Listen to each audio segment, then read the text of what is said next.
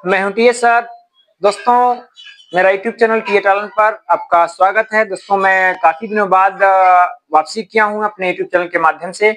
आपको परीक्षा की तैयारी करानी है। दोस्तों, आपका बोर्ड एग्जाम जैसा कि आप जानते हैं कि 24 फरवरी से होना है 2025 का। तो उसके लिए आपके पास टाइम बहुत कम है दोस्तों। तो मैं आज आपके लिए कुछ टिप्स लेकर आया हूं कि कैसे आप तैयारी करेंगे, कैसे पढ़ाई करेंगे। अभी से आप थोड़ा सा नर्वस हो रहे हैं कि अब टाइम कम है, क्या पढ़ें क्या नहीं पढ़ें, कैसे पढ़ें। दोस्तों, तो ये सारी आपकी जितनी उलझने हैं वो सारी आज समाप्त हो जाएंगी। आपको पढ़ाई के लिए कैसे टाइम टेबल बनाने हैं, कैसे क्वेश्चंस को रिवीजन कैसे करने हैं, ये सारी चीजें आपको मैं इस वीडियो के माध्यम से बताने वाला हूं। दोस्तों, वीडियो को आप पूरा डिटेल में देखें, निश्चित ही आपको यह वीडियो बहुत ही हेल्प करेगा। दोस्तों, सबसे पहले मैं आपको बता दूं कि तैयारी करनी है आपके पास अगर ओवरऑल देखा जाए तो 50 दिन का टाइम बचा हुआ है। टोटल कितना दिन का दोस्तों? 50 दिन का टोटल टाइम आपके पास अभी भी मौजूद है, जो कि आराम से इनफ है। तैयारी हो जाएगी अभी से भी। यदि आप नहीं पढ़ रहे थे तो अब से पढ़ना स्टार्ट कर दीजिए और 50 दिन में मैं जैसे बता रहा हूं वैसे तैयारी करिए। निश्चित रूप से आपके बेहतर मार्क आएंगे। दोस्तों, सबसे पहले आपको करना क्या है दोस्तों? सबसे पहला काम आपको करना है कि टाइम टेबल बनाकर पढ़ाई करना है। दोस्तों, पहला टिप्स हमारा यह है कि आप टाइम टेबल बनाएं। मैं भी आपको वीडियो के लास्ट में भी मैं बता रहा हूं कि टाइम टेबल भी कैसे बनेगा, उसको मैं डिस्कस करूंगा।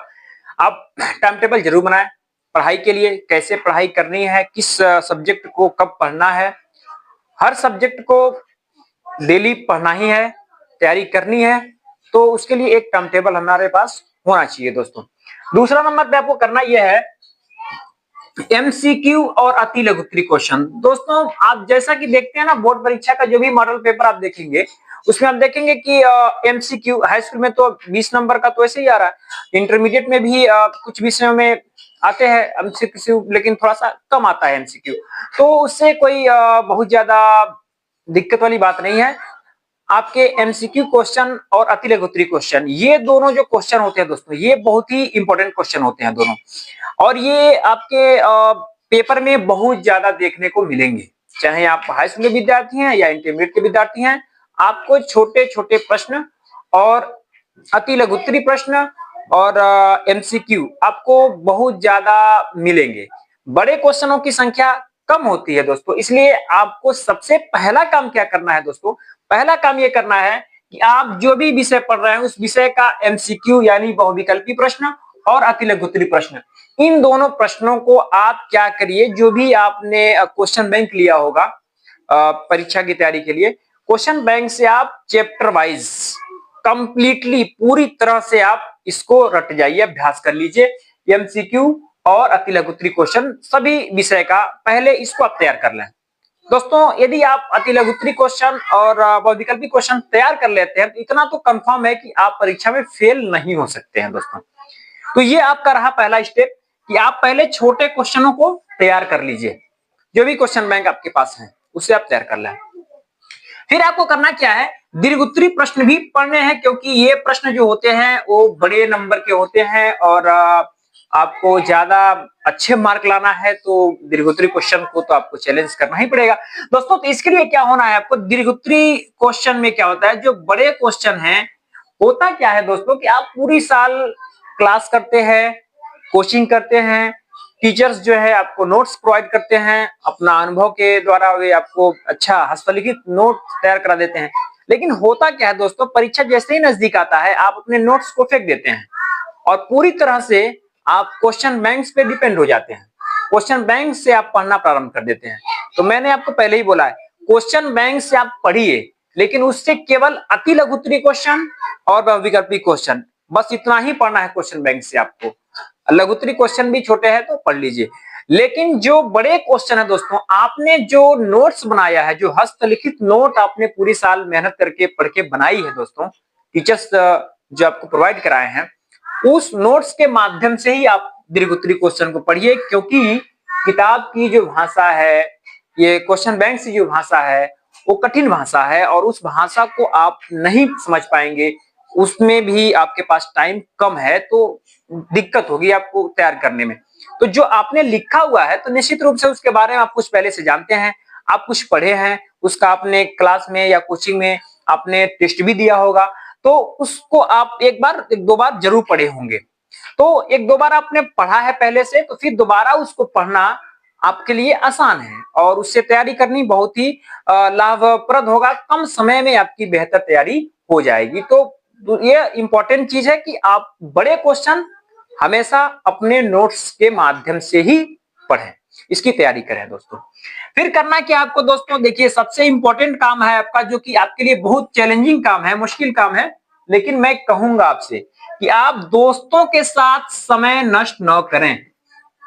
दोस्तों सबसे इंपॉर्टेंट काम है, आप जो अनावश्यक रूप से आप किसी से कहीं बात कर रहे हो 1 घंटा 2 घंटा, या दोस्तों के साथ कहीं जाकर के आप घूम रहे हैं, तो इस प्रकार की जो आदतें हैं वो कम से कम आप 50 दिन के लिए यानी परीक्षा तक तो आप छोड़ ही दीजिए। दोस्तों आप इस समय आपके लिए एक एक मिनट बहुत इंपॉर्टेंट है। दोस्तों आपके जो भी मित्र हैं दोस्त हैं उनसे बोल दीजिए कि बस हमारा एग्जाम चल रहा है, एग्जाम हो जाने के बाद से ही मैं आपसे संपर्क करूंगा, बातें करूंगा, फिर घूमने का बहुत मौका मिलेगा दोस्तों। तो जब तक एग्जाम आपके नहीं हो जाते हैं तब तक आप इन दोस्तों के साथ आप बातचीत या इनके साथ घूमना बिल्कुल ही बंद करें दोस्तों। सबसे इंपॉर्टेंट काम है आपके लिए, और पढ़ाई पे कंप्लीटली फोकस करें। उसके बाद से आपका लास्ट 5वां जो नंबर है वो भी इंपॉर्टेंट है कि आपको हमारे YouTube चैनल टीए टैलेंट से आपको जुड़ जाना है दोस्तों। YouTube चैनल हमारे टीए टैलेंट जो है, इस चैनल पे यदि आप नए हैं, पहली बार आए हैं, तो दोस्तों अब मैं आपसे रिक्वेस्ट करूंगा कि आप चैनल को सब्सक्राइब जरूर कर लें। मैं आपकी बेहतर नोट्स प्रोवाइड कराऊंगा, मैं आपको अच्छी तैयारी कराऊंगा दोस्तों। कंटेंट्स के साथ आपको मैं क्वेश्चंस भी रिवीजन कराने वाला हूं और चैप्टर वाइज रिवीजन कराऊंगा दोस्तों। आपकी बेहतर तैयारी यूपी बोर्ड की मैं कराऊंगा। खासतौर से मैथ और साइंस वाले विद्यार्थियों के लिए मैं कंप्लीटली रिवीजन कराने वाला हूं, चैप्टर वाइज रिवीजन। मैं 50 दिन के अंदर आपका कोर्स कंप्लीटली रिवाइज्ड करा दूंगा दोस्तों। बेहतर तैयारी आपकी हो जाएगी। तो आप YouTube चैनल पे आप नए हैं तो इनको जरूर सब्सक्राइब करिए। यदि आप पहले से सब्सक्राइबर हैं दोस्तों तो अपने दोस्तों के साथ आप शेयर जरूर करें ताकि उन्हें भी इसका लाभ मिल सके दोस्तों। और मैं आज आपके सामने ये कुछ चीजें रखा हूं जिसके माध्यम से आप पढ़ाई करेंगे, और मैं आपको बताया हूं टाइम टेबल आपको बनाना है। आप देखिए टाइम टेबल बनाने में थोड़ा सा आपको मेहनत करना पड़ेगा दोस्तों। टाइम टेबल आप कैसे बनाएंगे ये आपके ऊपर डिपेंड करता है कि आप कितना समय तक पढ़ सकते हैं दोस्तों। मेरे हिसाब से कम इस समय से यदि पढ़ाई करना चाहते हैं तो कम से कम आपको पर डे मिनिमम 5 से 6 घंटे तो पढ़ाई करना ही पड़ेगा दोस्तों। इसके अतिरिक्त कोई दूसरा आपके पास उपाय नहीं है। तो यदि आप हाई स्कूल के विद्यार्थी हैं तो देखिए आपके पास टाइम टेबल मैं थोड़ा सा डिस्कस कर ही देता हूं। अगर यदि आप हाई स्कूल के विद्यार्थी हैं तो आप एक काम करिए कि आप शाम को 5 बजे बैठ जाइए पढ़ने। 5 बजे से क्या करना है आपको दोस्तों मैं बता देता हूं आपको। 5 से लेकर के 7 बजे तक शाम को आप क्या करेंगे, मैथमेटिक्स का रिवीजन करेंगे दोस्तों। मैथमेटिक्स ये बेहद इंपॉर्टेंट है। ये जो टाइमिंग है ना 5 से 7, आप व्यर्थ में इस टाइमिंग को आप लॉस करते हैं दोस्तों। इस टाइम को आप उपयोग में लाइए। 5 से 7 2 घंटा पर डे आप मैथमेटिक्स का रिवाइज जरूर करिए दोस्तों। आप उसके बाद से आप 7 बजे के बाद सपोज मान लीजिए कि आप आधा घंटा रेस्ट ले सकते हैं, और इस रेस्ट के दौरान आप हल्का भोजन भी कर सकते हैं। कर लीजिए शाम का भोजन। रात को बहुत ज्यादा आपको भोजन भी नहीं करना चाहिए क्योंकि नींद जल्दी आने लगती है।